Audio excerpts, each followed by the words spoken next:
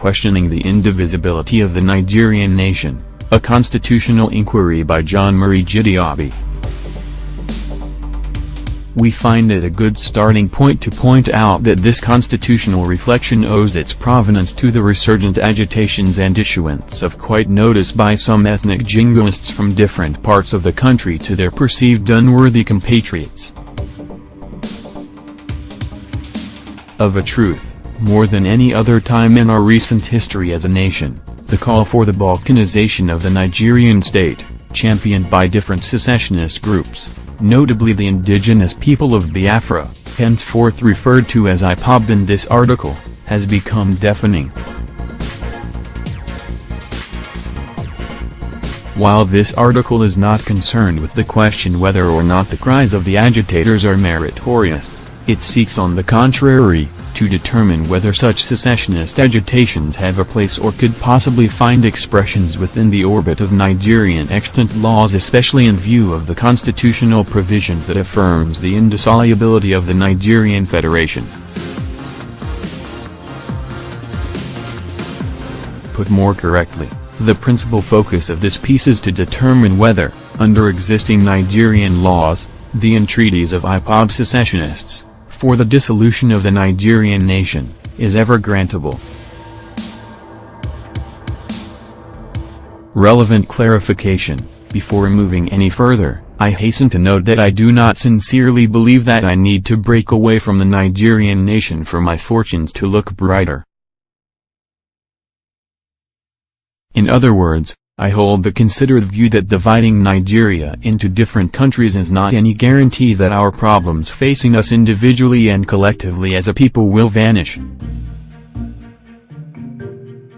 It is rather my take that it is my right to remain in this Nigerian contraption and fulfill my dreams, enjoy all the benefits and privileges attaching to any citizen of this great country without my ethnicity and/or religious leaning standing in my way as an impediment. Indeed, that is the quiddity of Section 42 of the Nigerian Constitution, which lucidly affirms that a citizen of Nigeria of a particular community, ethnic group, place of origin, sex, religion or political opinion shall not, by reason only that he is such a person, be subjected either expressly by, or in the practical application of, any law in force in Nigeria or any executive or administrative action of the government, to disabilities or restrictions to which citizens of Nigeria of other communities, ethnic groups, places of origin, sex, religions or political opinions are not made subject, or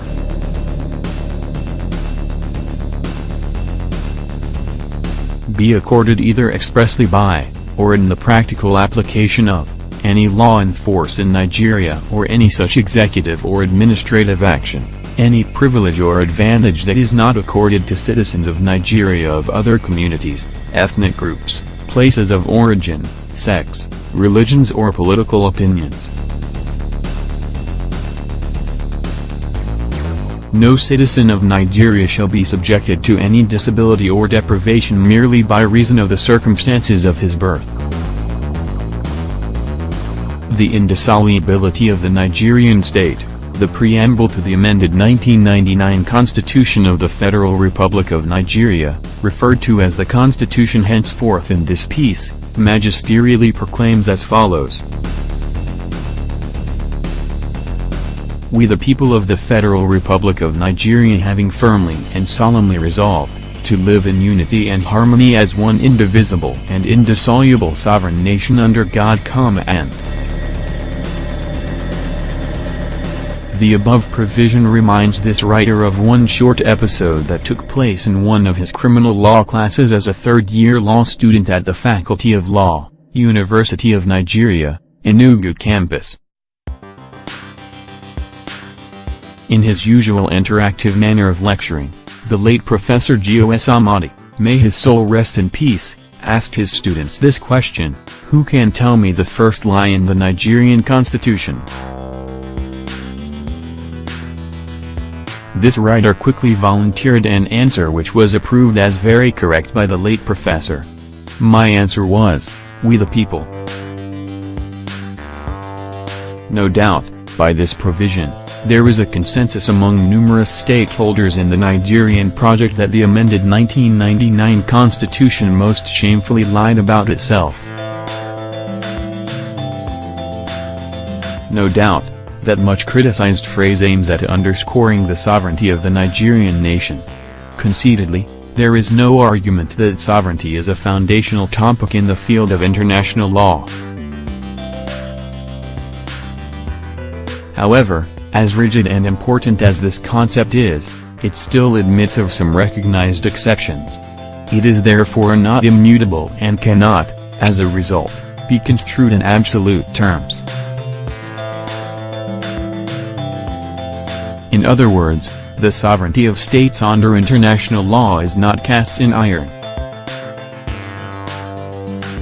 The statement this writer is struggling to make is to the effect that in the exercise of the sovereign powers bestowed on it, the Nigerian state or indeed any other country can limit its own sovereignty or surrender a part of same.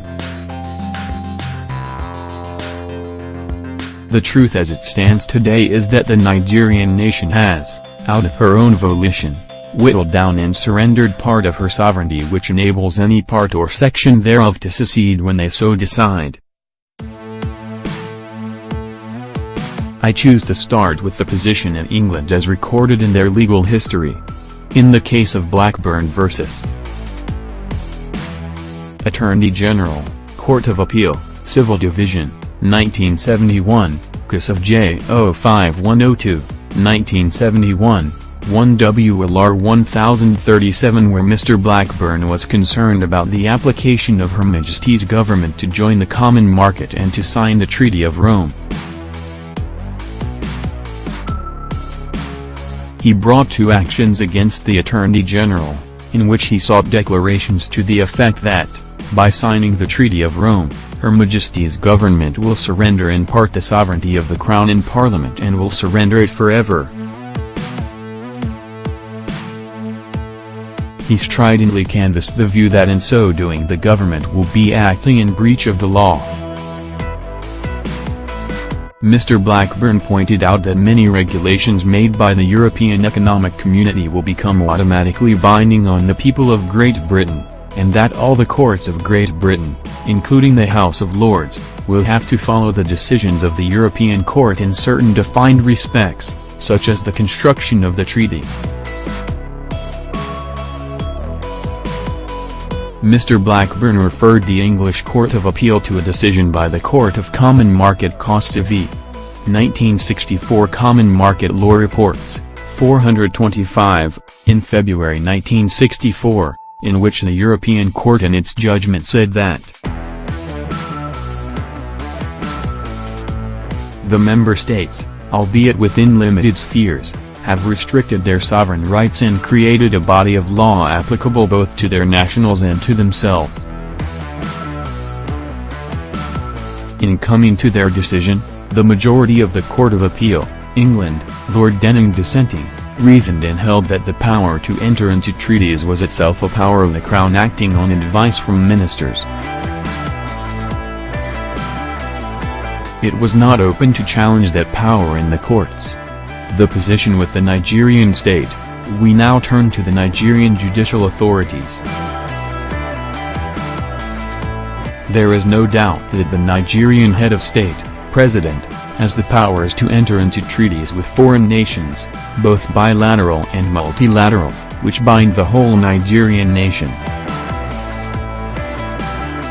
Section 12 of the amended 1999 Constitution has laid down the procedure for the domestication of such treaties as a condition precedent to their activation as a law in Nigeria. There is no question regarding the bindingness of the Universal Declaration of Human Rights, providing among others for the right to self-determination, in the Nigerian nation. Equally true is the fact that not only that Nigeria is a signatory to the African Charter on Human and People's Rights, the Nigerian Parliament has entrenched the said charter as part of the corpus juris of the country by way of domestication in compliance with the dictates of Section 12 of the Constitution earlier referred to. It noted that Article 20 of the African Charter on Human and People's Rights most lucidly proclaims in clear language that all peoples shall have the right to existence. They shall have the unquestionable and inalienable right to self-determination. They shall freely determine their political status and shall pursue their economic and social development according to the policy they have freely chosen. As earlier stated, the African Charter on Human and People's Rights became part of Nigerian laws by virtue of African Charter on Human and People's Rights, Ratification and Enforcement Act, Cap 10, Laws of the Federation, LFN, 1990. The status of this very important legislation fell for interpretation before the Nigerian Supreme Court in the case of Abika v. Fulahinmi, 2001, 51 WRN 29, 2000, 6 NWLR 228, 2002, 3 LRC 296, 2001, 1 CHR 95.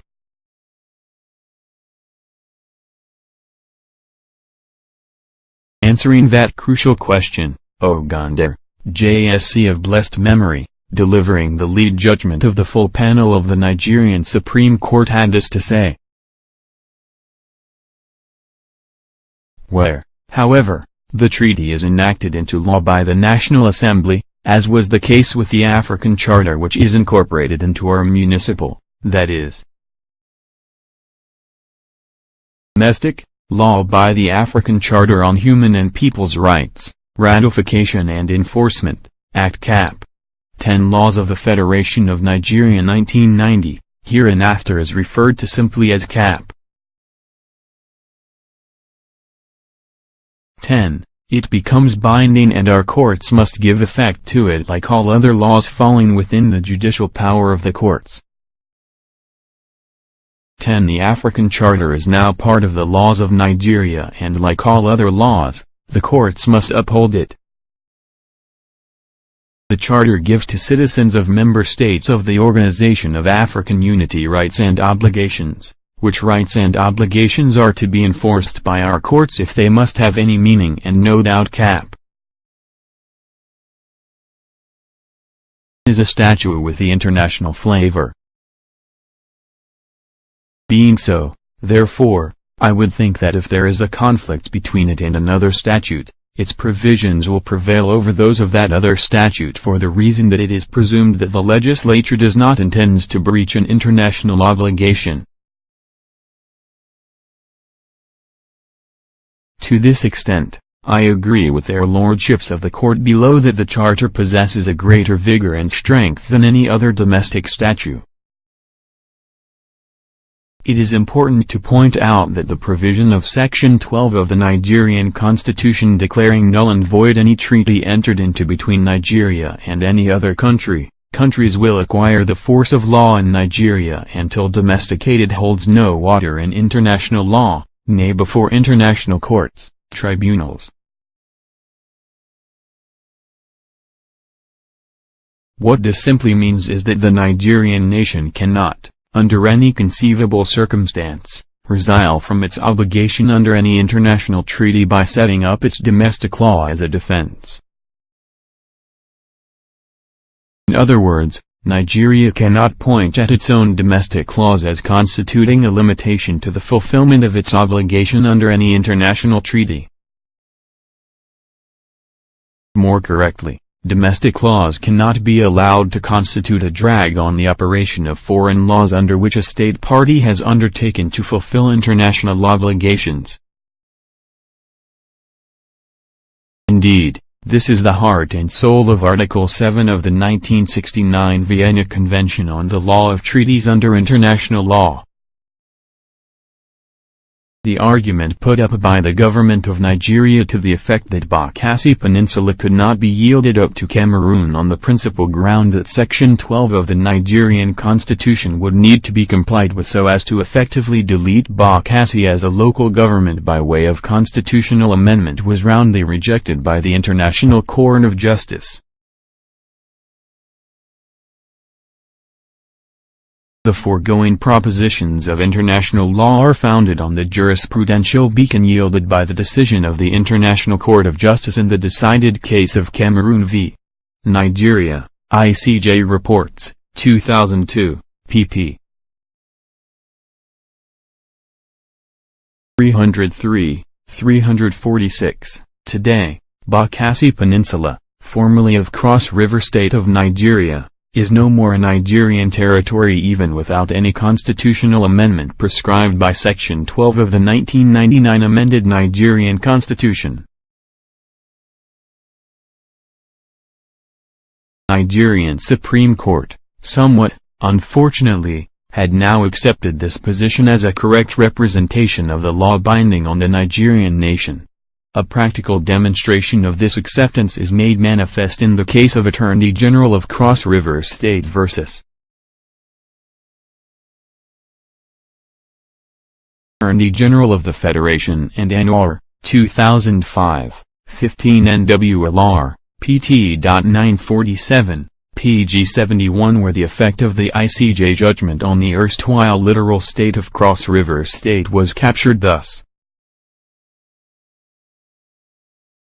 The effect of the judgment of the International Court of Justice dated October 10, 2002 on the land and maritime boundary between Nigeria and Cameroon is that it has wiped off what used to be the estuarine sector of Cross River State, as a result of which the state is hemmed in by the new international boundary between Nigeria and Cameroon.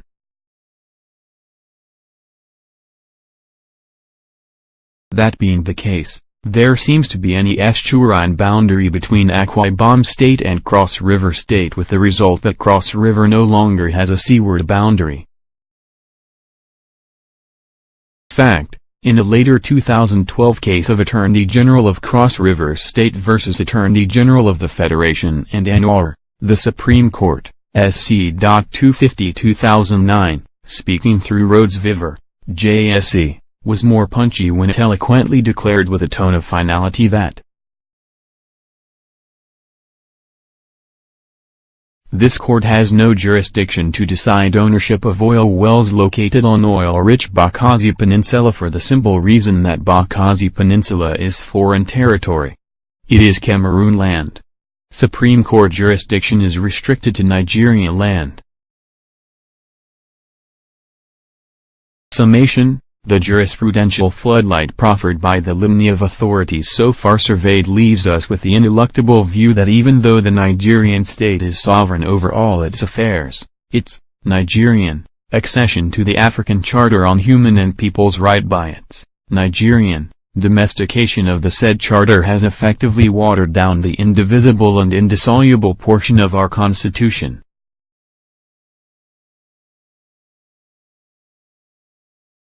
In view of the foregoing, I see no harm, for the sake of keeping to its international obligation, if the Nigerian state decides to do the needful, which is to conduct a referendum with a view to ascertaining whether the relentless agitations of the secessionists has the genuine backing of the people the agitators claim to represent, or whether they, the agitators, are mere rabble-rousers.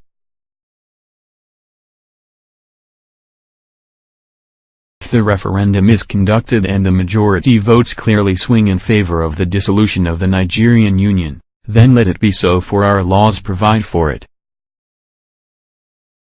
On the contrary, if the majority pendulum swings in favor of the continuity of the Nigerian Union, then the mouths of the agitators will have been effectively sealed up forever.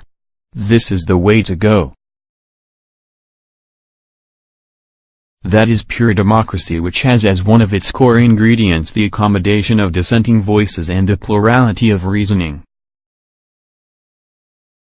If, however, the Nigerian nation does not subscribe to these democratic prescriptions, then the remaining opening left for it is to explore that option offered by the Nigerian Supreme Court in Fahimi's case, Supra.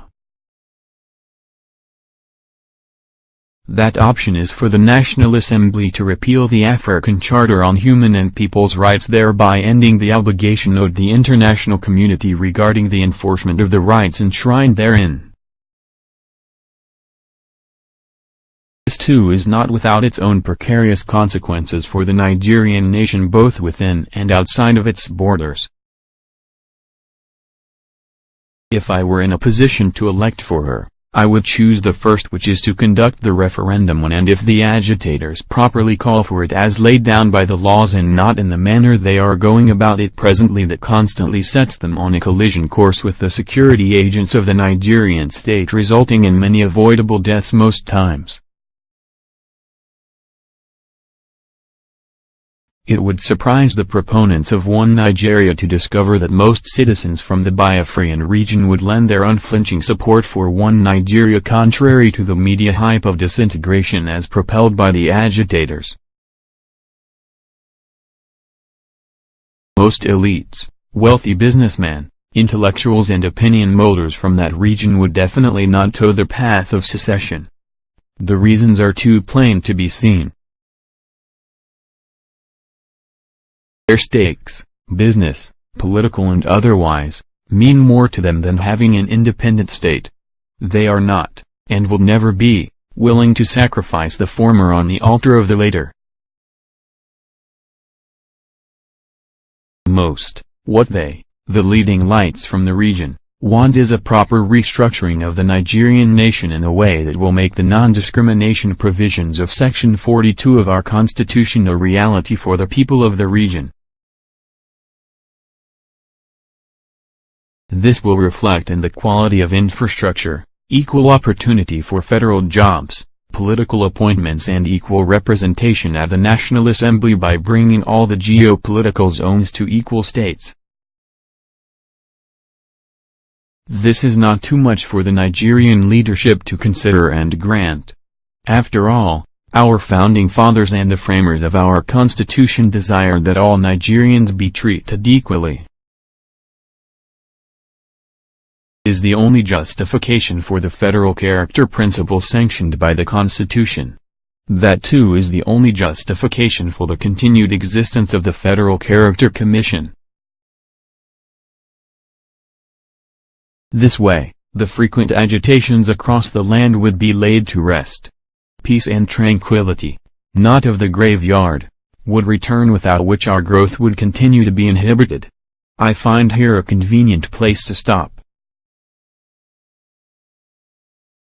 It would surprise the proponents of One Nigeria to discover that most citizens from the Biafran region would lend their unflinching support for One Nigeria, contrary to the media hype of disintegration as propelled by the agitators. Most elites, wealthy businessmen, intellectuals and opinion molders from that region would definitely not toe the path of secession. The reasons are too plain to be seen. Their stakes, business, political and otherwise, mean more to them than having an independent state. They are not, and will never be, willing to sacrifice the former on the altar of the latter. At most, what they, the leading lights from the region, want is a proper restructuring of the Nigerian nation in a way that will make the non-discrimination provisions of Section 42 of our Constitution a reality for the people of the region. This will reflect in the quality of infrastructure, equal opportunity for federal jobs, political appointments and equal representation at the National Assembly by bringing all the geopolitical zones to equal states. This is not too much for the Nigerian leadership to consider and grant. After all, our founding fathers and the framers of our Constitution desired that all Nigerians be treated equally. Is the only justification for the federal character principle sanctioned by the Constitution. That too is the only justification for the continued existence of the Federal Character Commission. This way, the frequent agitations across the land would be laid to rest. Peace and tranquility, not of the graveyard, would return, without which our growth would continue to be inhibited. I find here a convenient place to stop. Johnmary Chukwukazi Jideobi is a criminal defense attorney and human rights activist based in Abuja, Nigeria. He could be reached through email protected